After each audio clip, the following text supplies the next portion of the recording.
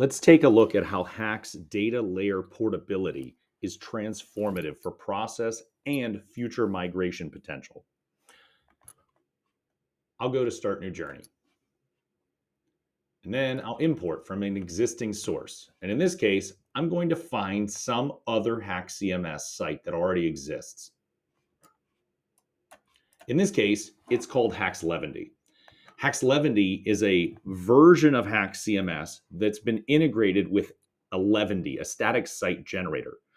This is a tool that was developed in part for a process that's used at the university libraries, in which they stamp out statically driven sites using a markdown-based workflow.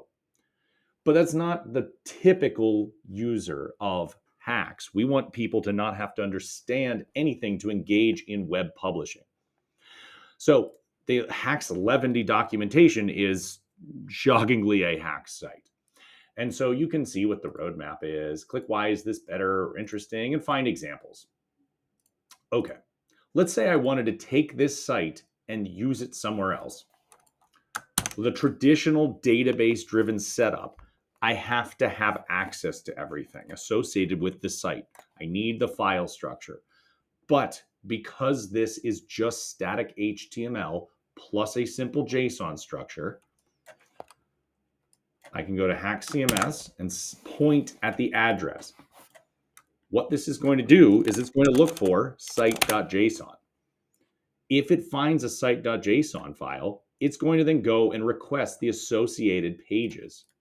So let's see what happens. Very quickly, it came up with HAX 11. It actually threw an error because I moved away from the page for a second. So HAX 11, let's create this journey. It's incredible how quickly you can migrate and work with things that don't rely on a database. So here we have all of the pages of this HAX 11 site. The advanced functionality moved with us because of the power of the web component standard. Here we can see that in this case, these highly semantic code sample tags just work.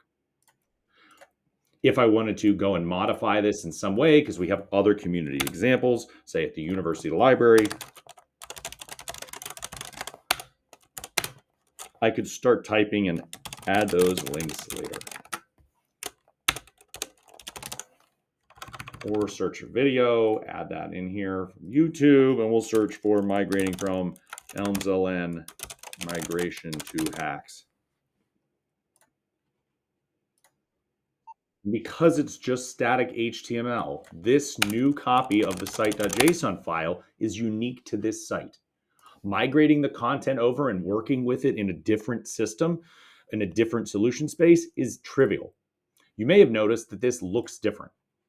In fact, if I go back to the site and I go to installation, we can see that there's this small table of contents block here. We don't have that table of contents block. And that's because we're looking at a different theme. In this case, we're actually looking at a different iteration of a different theme because HAX 11 publishes to completely static. It's not reliant on our content delivery network in the way that this site is. So what you're looking at is a newer version of HAX CMS that was able to pull in an older version's material because we're not tied to the designs at that time. For example, if I wanted this to look like our 8-bit design, I can easily move to that design because our theme layer is sufficiently abstract from the content being created. If I wanted this to look like in this case, this terrible resume site, I have some of these silly example designs in here, poking fun at myself from when I made these designs 20 years ago. You can see that this is the same content. It's just visualized in a different manner. I can go in and I can edit the pages because I'm just editing HTML. I can go and I can manipulate via the outline designer and add additional content because it's just that simple site.json data structure.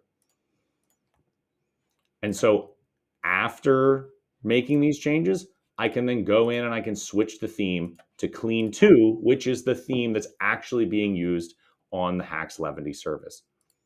In this case, we can see we still have the little table of contents, but all of our advanced functionality and even those pages I added still flow with us into the new interaction.